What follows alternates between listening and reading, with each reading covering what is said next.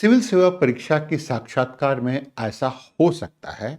क्यों? क्योंकि ऐसा हुआ है, पहले भी हुआ है कि इंटरव्यू बोर्ड जो पैनल है, वह आपके ऊपर में एक ओपिनियन थोपे। ओपिनियन थोपने के पीछे में उद्देश्य होता है कि वह देखते हैं कि क्या उससे विद्यार्थी विचलित होता है, क्या उससे विद्यार्थी एक रास्ता निकाल पाता है, क्या विद्यार्थी का वही मत है या वह कोई अलग मत भी ले पाता है। उसे देखने का अर्थ होता है कि अपने आप को वो कैसे अभिव्यक्त कर पाता है। उसे देखने का यह भी अर्थ होता है कि क्या उसका व्यक्तित्व है या नहीं है, क्या उसकी अपनी भी कोई अस्मिता है या नहीं है, या उसे यह भी देखने का अर्थ होता है कि क्या इस उत्तर को या प्रश्न को, इस ओपिनियन को वह बदल भी सकता है या नहीं। तो ऐसे कभी-कभी कुछ ओपिनियन आपके ऊपर थोपे जाते हैं जिससे कि वह चारों के चारों लोग आपका मज़ा ले सकें। अब ऐसा एक विषय हो सकता है, आपसे अगर पूछा गया कि यूक्रेन पर जो आक्रमण रूस ने किया है, उसके बारे में आपके क्या विचार हैं? अब पहली बात आती है कि यूक्रेन पर आक्रमण हो सकता है आप भी ऐसा ही समझते हो, तब तो कोई समस्या ही नहीं। आप तब इसका जवाब आसानी से दे पाएँगे कि यूक्रेन पर ऐसा आक्रमण हुआ है, ये बात हुई है, रूस ने ये किया है, वह किया है, जो सामान्यतः मीडिया में प्रचलित है। लेकिन अगर आप सिविल सेवा परीक्षा का साक्षात्कार दे रहे हैं, तो आपको अब तक मालूम हो गया होगा कि यह युद्ध किया नहीं गया है, युद्ध कराया गया है और इस युद्ध के पीछे में कुछ उद्देश्य था डीप स्टेट का, अमेरिकन डीप स्टेट का, और वह अपने उद्देश्य की पूर्ति के लिए ऐसा करा रहा था। अगर यह बात नहीं मालूम है, तो यह बात आप जान जाइए कि ऐसी ही बात रही है। तो ऐसी स्थिति को कैसे संभाल सकते हैं? सबसे पहला काम आप कर सकते हैं कि इस प्रश्न को अपनी दृष्टि से थोड़ा बदल दीजिए।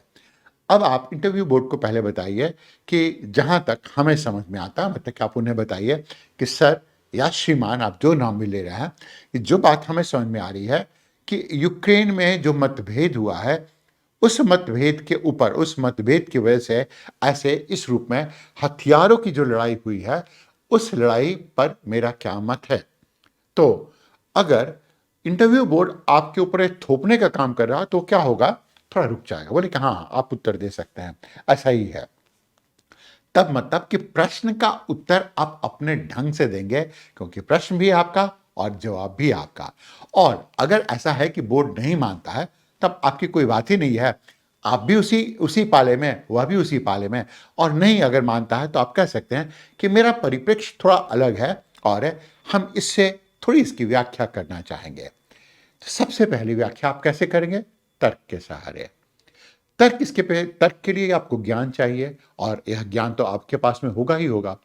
अब आप खुद सोचिए कि अगर आप भारत के मैदानी क्षेत्र में रहते हैं, और अगर मैदानी क्षेत्र में रहते हैं, तो इस मैदानी क्षेत्र में रहने के लिए आपको सुरक्षा चाहिए। अब कोई भी, मान लेते हैं बिहार में किसी ने, वहाँ की सरकार ने क्या किया, चीन को बुलाकर उस स्थान पर एक सैन्य अड्डा बना दिया। तो आपको क्या लगता है कि भारत इसके प्रति बहुत खुश होगा क्या? नहीं होगा। आप खुद सोचिए कि कभी किसी सरकार ने उस स्थान पर, उन्होंने क्या किया, बिहार के कुछ-कुछ स्थानों की जो जनांकीय संरचना, उसे पूरी तरह से बदलकर उसे दुश्मन देशों के हक में कर दिया। तो आज तक भारत उस बात को लेकर स्ट्रगल कर रहा है। तो आपके लिए एक निष्कर्ष होता है कि यूक्रेन की ऐसी ही स्थिति थी, यूक्रेन की ऐसी ही स्थिति थी, और इस कारण रूस को अपने सारे के सारे कदम उठाने पड़े। रूस नाटो से चारों तरफ से घिर रहा था। रूस के पास में हमेशा धमकियां मिल रही थी। रूस के द्वार पर आकर एक एक आणविक बम से लैस एक एक पड़ोसी आ गया। उतना ही नहीं, उसकी मानसिकता अलग करने के कार्य हो रहा था, उसकी संस्कृति को बदलने का कार्य हो रहा था, उसके नजरिए को बदलने का कार्य हो रहा था। और इतना ही नहीं, ये सारी बातें हो रही थी और यह बात धीरे धीरे स्टैं होते जा रही थी, जिससे कि रूस नाटो के देशों के द्वारा पूरी तरह से घिर जाए और उसकी सुरक्षा को खतरा हो जाए। तो अगर ऐसी स्थिति में कोई देश अपने सुरक्षा के लिए ऐसे कदम उठाता है, तो उस देश की दृष्टि से बेहतर हो जाता है।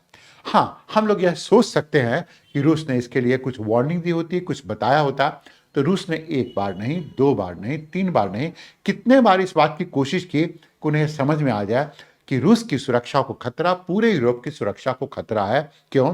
क्योंकि आप किसी भी व्यक्ति को, किसी भी ऐसे देश को जो अपने आप में इतना शक्तिशाली हो, इस तरह से उसकी गर्दन मरोड़ कर काम नहीं करा सकते हैं। इतना ही नहीं, सांस्कृतिक रूप में यूक्रेन हमेशा उसका अंश रहा है। 1992 तक है वह उसका अंश ही था। उसके बाद पश्चिमी देशों ने किसी तरह से उपाय करके उसे अलग कर दिया और अब उसे अलग देश बनाने की कवायद में लगे हुए रहे हैं। तो यह संधि के भी विपरीत रहा है। इस कारण से इसे पूरी तरह से रूस को दोषी नहीं माना जा सकता है।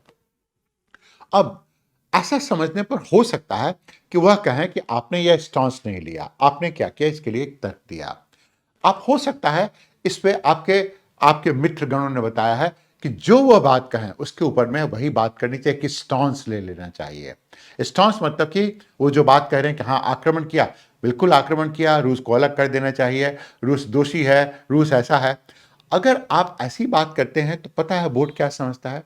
बोर्ड समझता है कि आप में खुद के निष्कर्ष निकाल पाने की क्षमता नहीं है। नंबर 1 वही एक बात समझता है। नंबर 2 कि अगर इस बात पर वह आप अड़ भी जाएं किसी बात के ऊपर में, तो वह समझता है कि आप जिद्दी हैं। इतना ही नहीं, वह समझता है कि आपको सिखाया ही नहीं जा सकता है। वह समझता है कि आप में लचीलापन नहीं है।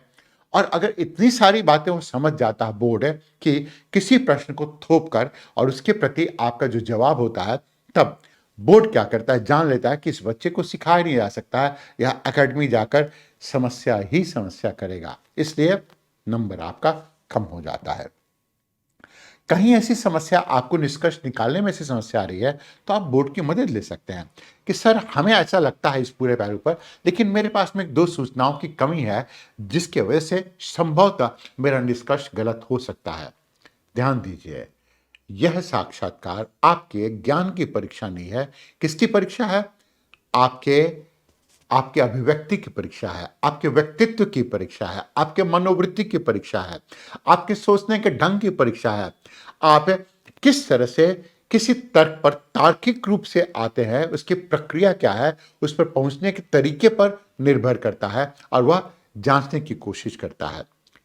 आप हमेशा एक परिप्रेक्ष्य रख सकते हैं। उस परिप्रेक्ष्य को कितनी अच्छी तरीके से आप निभा सकते हैं, कितनी अच्छी तरीके से उस पर आप चल सकते हैं या कार्य कर सकते हैं, यह सबसे महत्वपूर्ण कार्य होता है और वही आपका व्यक्तित्व भी होता है। बोर्ड हमेशा उन लोगों को लेना चाहता है जिनमें लचीलापन है, जिनमें अपने शब्दों को तोड़ मोड़ कर बोलने की क्षमता है, जो लोगों को संभाल सके और जो विषय का मर्म भी समझ पाए, और जो हमेशा जो प्रचलित बातें हैं उनके ऊपर में भी वो आवश्यक हो तब जाए, नहीं तो उससे वह अलग विचार भी रख सके। To have more such discussions and analysis, subscribe to our channel and hit the bell icon for notifications on our upcoming videos.